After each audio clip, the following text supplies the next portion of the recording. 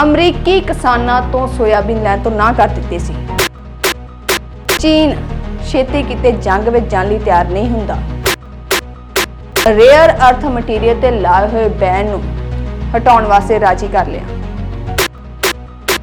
ਅਖੀਰਲਾ nuclear test America ਨੇ 1992 ਵਿੱਚ conduct ਕੀਤਾ ਸੀ। ਇਹ ਚੀਨ ਤੋਂ ਸਪਲਾਈ ਹੁੰਦਾ। ਫੈਂਟਾਨਿਲ ਇੱਕ ਨਸ਼ਾ ਕਿ ਅਮਰੀਕਾ ਤੇ ਚੀਨ ਵਿਚਕਾਰ ਟ੍ਰੇਡ ਵਾਰ ਚੱਲ ਰਹੀ ਸੀ। ਅਮਰੀਕਾ ਦੀ ਦੁਨੀਆ ਵਿੱਚ ਸਰਦਾਰੀ ਆ। ਕਾਗਜ਼ਾਂ ਵੱਟੇ ਆਪਣਾ ਤੇਲ ਨਹੀਂ ਦੇਣਾ। ਅਮਰੀਕਾ ਅੱਗੇ ਗੋਡੇ ਟੇਕ ਦਿੱਤੇ ਆ। ਰੂਸ ਜਹਾਜ਼ਾਂ ਦੇ ਨਾਲ ਟੈਕਨੋਲੋਜੀ ਵੀ ਦਿੰਦਾ। ਕੋਈ ਪਤਾ ਨਹੀਂ ਕਦੋਂ ਕੀ ਵਾਪਰ ਜਾਵੇ ਤੇ ਕੀ ਹੋ ਜਾਵੇ। ਜਿਵੇਂ ਕਿ ਆਪਾਂ ਸਾਰੇ ਜਾਣਦੇ ਹਾਂ ਕਿ ਅਮਰੀਕਾ ਤੇ ਚੀਨ ਵਿਚਕਾਰ ਟ੍ਰੇਡ ਵਾਰ ਚੱਲ ਰਹੀ ਸੀ, ਜਿਹਦੇ ਅਧੀਨ ਸਭ ਤੋਂ ਪਹਿਲਾਂ ਅਮਰੀਕਾ ਨੇ ਟੈਰਿਫ ਲਾਏ ਜਿਹੜੇ 250% ਤੱਕ ਗਏ, ਜਿਹਦੇ ਜਵਾਬ ਵਿੱਚ ਚੀਨ ਨੇ ਵੀ ਟੈਰਿਫ ਲਾਏ। ਉਸ ਤੋਂ ਬਾਅਦ ਦੋਵਾਂ ਵਿਚਕਾਰ ਕੋਈ ਸਮਝੌਤਾ ਹੁੰਦਾ ਤੇ ਇਸ ਸਮਝੌਤੇ ਤੋਂ ਬਾਅਦ ਅਮਰੀਕਾ ਟੈਰਿਫ ਘਟਾ ਕੇ 30% ਤੱਕ ਕਰ ਦਿੰਦਾ। ਉਸ ਤੋਂ ਬਾਅਦ ਇਹ ਟੈਰਿਫ 20% ਤੱਕ ਜਾਂਦੇ ਆ। ਤੇ ਹੁਣ ਜਿਹੜਾ ਸਮਝੌਤਾ ਹੋਇਆ ਸਾਊਥ ਕੋਰੀਆ ਦੇ ਬੁਸਾਨ ਸ਼ਹਿਰ ਵਿੱਚ, ਉਹਨੂੰ ਇਸ ਟ੍ਰੇਡ ਵਾਰ ਦਾ ਅੰਤ ਜਾਂ ਕਹਿ ਲਓ ਕਿ ਇਸ ਟ੍ਰੇਡ ਵਾਰ ਦਾ ਆਖਰੀ ਸਮਝੌਤਾ ਮੰਨਿਆ ਜਾ ਰਿਹਾ। ਇਸ ਸਮਝੌਤੇ ਵਿੱਚ ਅਮਰੀਕਾ ਨੇ ਚੀਨ ਨੂੰ ਰੇਅਰ ਅਰਥ ਮਟੀਰੀਅਲ ਤੇ ਲਾਏ ਹੋਏ ਬੈਨ ਨੂੰ ਹਟਾਉਣ ਵਾਸਤੇ ਰਾਜੀ ਕਰ ਲਿਆ। ਚੀਨ ਰਾਜੀ ਹੋ ਚੁੱਕਾ ਤੇ ਚੀਨ ਨੇ ਬੈਨ ਵੀ ਹਟਾ ਲਿਆ ਤੇ ਉਧਰੋਂ ਟੈਰਿਫ ਵੀ 20 ਤੋਂ ਘਟ ਕੇ 10% ਤੇ ਆ ਚੁੱਕੇ ਆ। ਇਸ ਦੌਰਾਨ ਫੈਂਟਾਨਿਲ ਤੇ ਵੀ ਗੱਲਬਾਤ ਹੋਈ। ਫੈਂਟਾਨਿਲ ਇੱਕ ਨਸ਼ਾ ਜਿਹਦੇ ਬਾਰੇ ਅਮਰੀਕਾ ਕਹਿੰਦਾ ਕਿ ਇਹ ਚੀਨ ਤੋਂ ਸਪਲਾਈ ਹੁੰਦਾ ਤੇ ਇਹਦੇ ਨਾਲ ਅਮਰੀਕੀ ਨਾਗਰਿਕਾਂ ਦੀ ਮੌਤ ਹੋ ਜਾਂਦੀ ਆ। ਇਸ ਸਮਝੌਤੇ ਵਿੱਚ ਇਹਦੇ ਬਾਰੇ ਵੀ ਗੱਲਬਾਤ ਹੋਈ ਤੇ ਟ੍ਰੇਡ ਵਾਰ ਦੌਰਾਨ ਚੀਨ ਨੇ ਅਮਰੀਕੀ ਕਿਸਾਨਾਂ ਤੋਂ ਸੋਇਆਬੀਨ ਲੈਣ ਤੋਂ ਨਾ ਕਰ ਦਿੱਤੀ ਸੀ, ਪਰ ਸੋਇਆਬੀਨ ਦੀ ਖਰੀਦ ਮੁੜ ਸ਼ੁਰੂ ਕਰਨ ਵਾਸਤੇ ਚੀਨ ਨੇ ਸਮਝੌਤੇ ਤੇ ਦਸਤਖਤ ਕਰ ਦਿੱਤੇ ਆ। ਸਭ ਤੋਂ ਅਹਿਮ ਗੱਲ ਕਿ ਇਹ ਸਮਝੌਤਾ ਅਮਰੀਕੀ ਪੱਖੀ ਲੱਗ ਰਿਹਾ। ਕਿਉਂਕਿ ਆਪਾਂ ਸਾਰਿਆਂ ਨੂੰ ਪਤਾ ਕਿ ਚੀਨ ਛੇਤੀ ਕਿਤੇ ਜੰਗ ਵਿੱਚ ਜਾਣ ਲਈ ਤਿਆਰ ਨਹੀਂ ਹੁੰਦਾ। ਇਸ ਸਮਝੌਤੇ ਤੋਂ ਬਿਲਕੁਲ ਐਂਡ ਪਹਿਲਾਂ ਅਮਰੀਕੀ ਰਾਸ਼ਟਰਪਤੀ ਨੇ ਇੱਕ social media platform truth social ਤੇ ਇੱਕ ਟਵੀਟ ਕੀਤਾ ਸੀ, ਜਿਹਦੇ ਵਿੱਚ ਉਹਨੇ ਆਪਣੇ ਵਾਰ ਆਫ ਡਿਪਾਰਟਮੈਂਟ ਦੇ ਹੈੱਡਕੁਆਰਟਰ ਨੂੰ ਨਿਰਦੇਸ਼ ਦਿੱਤੇ ਸੀ ਕਿ ਨਿਊਕਲੀਅਰ ਟੈਸਟ ਮੁੜ ਸ਼ੁਰੂ ਕੀਤੇ ਜਾਣ। ਪਿਛਲੇ 33 ਸਾਲਾਂ ਤੋਂ ਅਮਰੀਕਾ ਨੇ ਟੈਸਟ ਬੰਦ ਕੀਤੇ ਹੋਏ ਸੀ। ਅਖੀਰਲਾ ਨਿਊਕਲੀਅਰ ਟੈਸਟ ਅਮਰੀਕਾ ਨੇ 1992 ਵਿੱਚ ਕੰਡਕਟ ਕੀਤਾ ਸੀ, ਪਰ ਹੁਣ ਅਮਰੀਕੀ ਰਾਸ਼ਟਰਪਤੀ ਦਾ ਇਹਨਾਂ ਨੂੰ ਮੁੜ ਸ਼ੁਰੂ ਕਰਨ ਵਾਸਤੇ ਕਹਿਣਾ ਇਹ ਅਸਿੱਧੇ ਤੌਰ ਤੇ ਚੀਨ ਨੂੰ ਧਮਕੀ ਸੀ ਜਾਂ ਕਹਿ ਲਓ ਕਿ ਚੀਨ ਨੂੰ ਡਰਾਉਣ ਦੀ ਕੋਸ਼ਿਸ਼ ਕੀਤੀ ਗਈ, ਜਿਹਦੇ ਵਿੱਚ ਅਮਰੀਕਾ ਕਾਫੀ ਹੱਦ ਤੱਕ ਸਫਲ ਵੀ ਹੋਇਆ।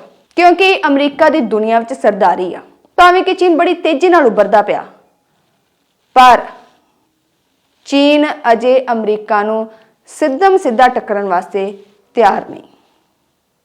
ਜੇ ਆਪਾਂ ਗੱਲ ਕਰੀਏ ਕਿ ਚੀਨ ਨੇ ਕੀ ਖੱਟਿਆ ਸਮਝੌਤੇ ਵਿੱਚੋਂ, ਤਾਂ ਇੱਕ ਤਾਂ ਚੀਨ ਤੇ ਜਿਹੜੇ 20% ਟੈਰਿਫ ਸੀ ਉਹ ਘਟ ਕੇ 10% ਹੋ ਚੁੱਕੇ ਆ। ਦੂਜੀ ਜਿਹੜੀ ਸਭ ਤੋਂ ਮੁੱਖ ਗੱਲ ਆ ਉਹ ਇਹ ਹੈ ਕਿ ਚੀਨ ਨੇ ਚਾਈਨਾ ਪਾਕਿਸਤਾਨ ਇਕਨੋਮਿਕ ਕੋਰੀਡੋਰ ਨੂੰ ਸੇਵ ਕਰਨ ਦੀ ਕੋਸ਼ਿਸ਼ ਕੀਤੀ ਆ, ਕਿਉਂਕਿ ਉਹਦੇ ਤੇ ਚੀਨ ਦਾ $1 ਬਿਲੀਅਨ ਦਾ ਖਰਚਾ ਹੋਇਆ ਤੇ ਇਹ ਕੋਰੀਡੋਰ ਚਾਈਨਾ ਤੋਂ ਲੈ ਕੇ ਪਾਕਿਸਤਾਨ ਦੀ ਗਵਾਦਰਪੁਰ ਤੱਕ ਜਾਂਦਾ, ਜਿੱਥੋਂ ਚੀਨ ਸੈਂਟਰਲ ਏਸ਼ੀਆ ਨਾਲ ਵਪਾਰ ਕਰਦਾ। ਪਾਕਿਸਤਾਨ ਜਿਹਦੇ ਬਾਰੇ ਆਪਾਂ ਸਾਰੇ ਭਲੀ ਭਾਂਤ ਜਾਣਦੇ ਕਿ ਸ਼ੁਰੂ ਤੋਂ ਹੀ ਅਮਰੀਕੀ ਖੇਮੇ ਵਿੱਚ ਰਿਹਾ, ਮਤਲਬ ਕਿ ਉਹਦੇ ਤੋਂ ਪੁੱਛੇ ਬਗੈਰ ਇੱਧਰ ਉੱਧਰ ਨਹੀਂ ਹੁੰਦਾ। ਇੱਕ ਪਾਕਿਸਤਾਨੀ ਪ੍ਰਧਾਨ ਮੰਤਰੀ ਇਮਰਾਨ ਖਾਨ ਜਿਹਨੇ ਰੂਸ ਦੇ ਖੇਮੇ ਵਿੱਚ ਜਾਣ ਦੀ ਕੋਸ਼ਿਸ਼ ਕੀਤੀ, ਪਰ ਉਹਨੂੰ ਅਜਿਹਾ ਪਟਕਿਆ ਗਿਆ ਕਿ ਗੱਦੀਆਂ ਤਾਂ ਲਾਇਆ ਸਗੋਂ ਜੇਲ੍ਹ ਵਿੱਚ ਪਹੁੰਚਾ ਦਿੱਤਾ ਤੇ ਅਜੇ ਤੱਕ ਉਹ ਜੇਲ੍ਹ ਵਿੱਚ ਹੀ ਆ।